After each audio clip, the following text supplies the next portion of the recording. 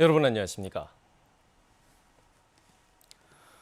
광주와 전남 지역의 코로나19 확진자가 사흘 연속 100명을 넘었습니다. 어제도 오후 6시까지 88명이 확진됐는데 이 확진자 숫자보다 우려스러운 건 기존 확진자와의 접촉 사례가 아닌 감염 경로가 뚜렷하지 않은 확진자가 매일같이 나오고 있다는 점입니다. 김호 기자입니다. 광주와 전남은 이번 주 들어 사흘 연속 100명대 확진자가 발생했습니다. 주로 학교나 어린이집, 직장 등지에서 소규모 집단 감염이 발생하거나 김장 모임 등을 통한 수도권 등 타 지역 확진자와의 접촉 사례 등이었습니다.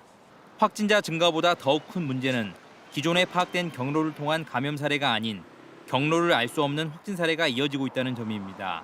광주, 전남에서 최근 사흘간 발생한 확진자 321명 가운데 20% 이상은 이 같은 사례였는데 접촉자가 매일 새로 추가되면서 확산세도 좀처럼 잡히지 않고 있습니다.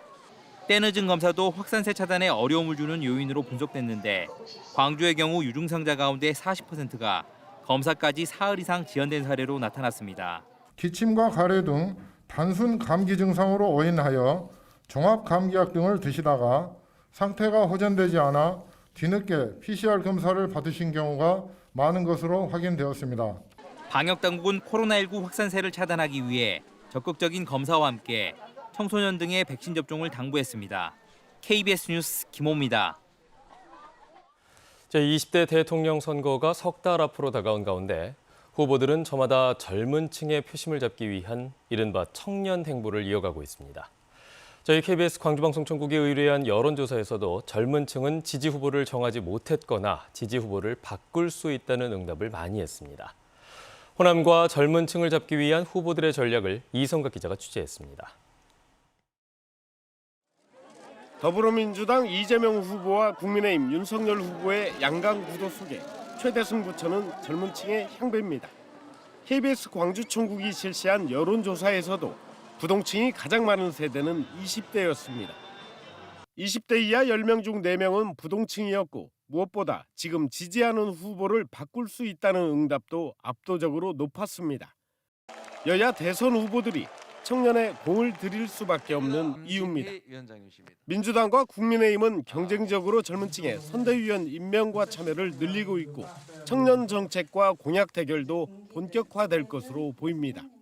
근데 20, 30대 유권자층이 표심이 쉽게 바뀔 수 있고 또 가장 늦게 투표 결정을 하는 계층이기 때문에 아마 두 정당에서 대선이 끝날 때까지 호남 표심, 특히 중도층을 잡기 위한 경쟁도 치열합니다. 2주 연속 호남을 방문한 이재명 후보는 호감도를 높이면서 전통적 지지 기반에서의 새 결집에 집중하고 있습니다. 재경 향후회를 방문하는 등 호남에 공을 들이고 있는 윤석열 후보는 대선 승리를 위한 유의미한 득표를 목표로 하고 있습니다. 전문가들은 남은 기간 민주당은 정권 재창출을 위한 진보개혁 세력의 연대를, 국민의힘은 거대 담론보다는 민생 정책을 화두로 호남 표심 잡기에 나설 것이라고 전망했습니다. KBS 뉴스 이성각입니다. 전국 농민회 총연맹 광주 전남 연맹이 정부와 여당에 쌀 시장 격리를 요구하며 야적 투쟁에 들어갔습니다.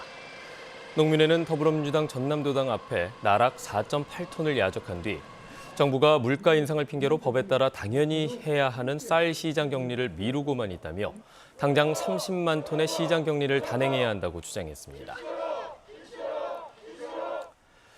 현직 광주지검 순천지청장이 음주교통사고로 경찰 조사를 받고 있는 사실이 뒤늦게 드러났습니다. 전날 술을 마시고 이튿날 아침 운전을 하다가 사고를 낸 것으로 알려졌는데 이유를 불문하고 공직자로서 송구스럽다는 입장을 밝혔습니다. 보도에 김정대 기자입니다. 여수에서 순천으로 이어지는 엑스포 대로입니다. 지난 3일 오전 8시 40분쯤 이곳에서 차량 추돌 사고가 발생했습니다. 도로 1차선을 달리던 승용차가 옆 차선의 차량을 뒤에서 들이받은 겁니다. 현장에 출동한 경찰이 음주 측정한 결과 혈중 알코올 농도 0.044% 상태였는데 다름 아닌 광주지방검찰청 소속 김도균 순천지청장이었던 게 뒤늦게 확인됐습니다. 경찰 초동조사에서 신분을 밝히지 않았던 김 지청장은 언론 보도로 이 같은 사실이 알려지자 사고 발생 엿새 만인 그제 이유를 불문하고 공직자로서 송구스럽게 생각한다는 입장을 밝혔습니다. 김 지청장은 사고 전날 퇴근을 한 뒤 관사가 있는 순천에서 자신의 차로 여수로 건너갔고 지인과 술을 마신 뒤 이튿날 술이 덜 깬 상태로 출근길에 나섰다 사고를 낸 것으로 전해졌습니다. 검찰 내부에서는 김 지청장에 대한 감찰 여부를 논의 중인 것으로 알려졌습니다. 아침에 이제 출근하시면서 자가 운전하시다가 숙취운전으로 그렇게 상부에도 보고가 됐고 지금은 비발생 보호를 했고 이제 감찰 조사가 이제 진행되어야 되는 과정입니다. 경찰은 다음 주 중 김 지청장을 상대로 정확한 사고 경위를 조사할 방침입니다. KBS 뉴스 김정대입니다. 광주광역시 야구 소프트볼 협회에서 학부모들에게 기부를 강요했다는 의혹이 제기됐습니다. 이번 달에 예정된 협회 내부 행사를 앞두고 벌어진 일입니다. 김혜린 기자입니다.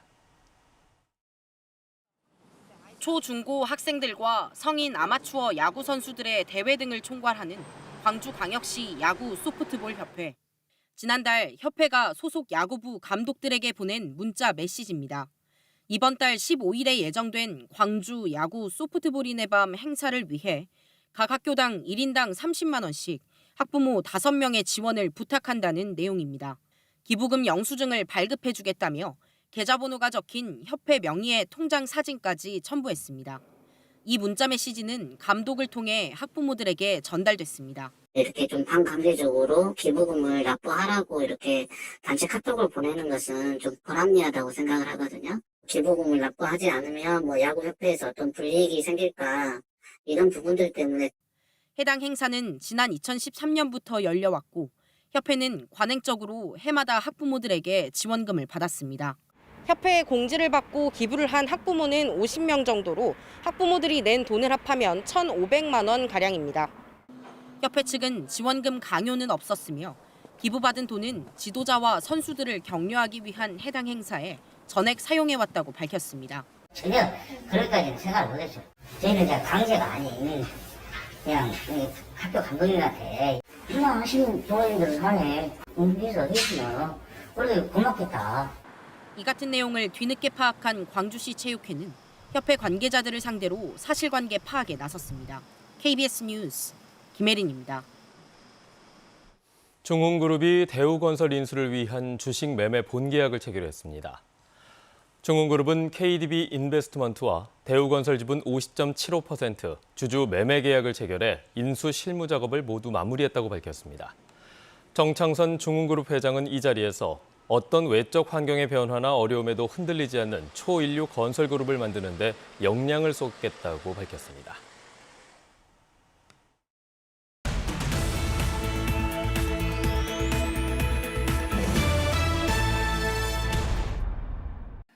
완도군이 해양 기후치유 정밀 의료 개념 적용 연구 용역에 대한 최종 보고회를 개최했습니다. 이번 보고회를 통해 해양 기후치유 프로그램에 참가한 대부분의 사람들이 체력 증진과 면역 강화 그리고 혈압 정상화 등의 증상을 보이는 것으로 나타났습니다. 소규모 도시 재생 사업에 선정된 강진군 성전면 마을 카페 달빛 이야기가 문을 열고 본격적인 운영에 들어갔습니다. 달빛 이야기 마을 카페는 60세 이상 10명의 마을 어머니들이 조를 나눠 근무하면서 직접 차를 만드는 등 카페 운영에 참여하고 있습니다. 고흥군이 청년들의 일자리 창출과 안정적인 지역 정착 기반 구축을 위한 고흥 청춘 홀로세움 아카데미 재개과정 교육을 종료했습니다. 이번 아카데미를 통해 여성 퀼트 전문가와 힐링 시니어 강사 그리고 놀이심리 상담사 등 80여 명의 교육생이 관련 분야 전문가 자격증을 취득했습니다. 조선대학교가 광주 대구 아시안게임 성공 유치를 위한 동계 학술대회를 개최했습니다. 학술대회 참가자들은 광주의 인공지능과 문화산업 그리고 대구의 패션 산업을 결합한 대회를 구상해 협력 효과를 다각화하는 방식을 제시했습니다. 지금까지 단신 브리핑이었습니다. 네, 다음은 희망 2022 나눔 캠페인 이웃 돕기 성금을 보내주신 분들입니다.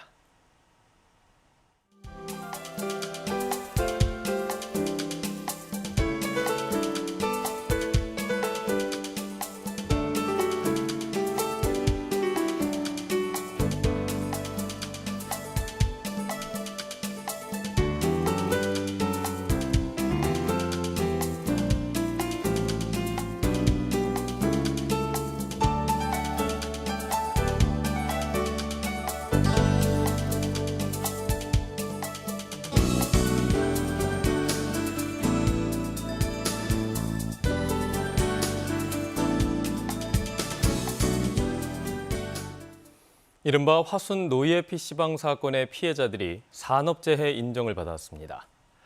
근로복지공단은 피해자 6명이 외상 후 스트레스 장애를 호소하며 산업재해를 신청한 것에 대해 가해자의 감금과 폭행 등 업무 중 입은 피해와 질병에 상당한 인과관계가 확인된다며 신청을 받아들였습니다. 지난 5월 광주와 화순의 PC방 업주가 청년 6명과 불공정한 동업계약을 맺고 길게는 2년 이상 이들을 감금한 상태에서 폭행을 하며 일을 시킨 사실이 드러났으며 해당 업주는 구속돼 현재 재판을 받고 있습니다. 광주시와 전라남도의 종합청렴도가 3등급으로 올라섰습니다. 국민권익위원회가 발표한 공공기관 청렴도 자료를 보면 광주시는 지난해보다 2단계가 오른 3등급을, 전라남도는 1단계가 오른 3등급을 받았습니다. 광주시 교육청은 지난해와 같은 3등급으로, 전남교육청은 한 단계가 떨어진 4등급으로 나타났습니다. 광주시가 내년부터 재미있는 도시, 이른바 펀시티 조성을 위한 사업을 본격적으로 추진합니다. 광주시는 이에 따라 지역의 대표 축제인 충잔축제를 세계적 축제로 확장하고 버스커즈 월드컵 인 광주, 충장 월드퍼레이드 등의 프로그램을 연중 진행해서 국내외 관광객 유치에 나섭니다. 광주시는 또 광주 청소년 수련원을 리보넬링해서 가족 단위 예술여행 관광객을 유치하고 K-팝을 매개로 국내외 청소년을 위한 교류형 체험 관광 활성화 거점으로 활용할 방침입니다. 광주시와 기아 오토랜드 광주가 2045 탄소 중립 에너지 자립도시 실현을 위한 업무 협약을 체결했습니다. 이에 따라 기아 오토랜드는 친환경차 공급 확대와 생산 설비 공정 개선으로 RE100 달성에 주력하고 광주시는 행재정적 지원 방안 등을 모색할 예정입니다. 이에 앞서 기아 본사는 탄소 중립 전략 발표회를 통해 2045년까지 탄소 배출량을 2019년의 97% 수준까지 감축하겠다고 선언했습니다. 참교육을 위한 학부모회 광주지부와 학벌 없는 사회를 위한 시민 모임 등은 광주시 의회 앞에서 기자회견을 열고 광주시 교육청의 지원 중단 방침으로 내년부터 광주의 유일한 공영형 유치원 운영의 파행이 불가피하다며 광주시 의회에 관심을 촉구했습니다. 이들 단체들은 사립유치원의 비율이 기형적으로 높은 상황에서 공영형 유치원 지원을 중단하는 것은 교육 행정의 신뢰성을 포기하는 일이라고 주장했습니다.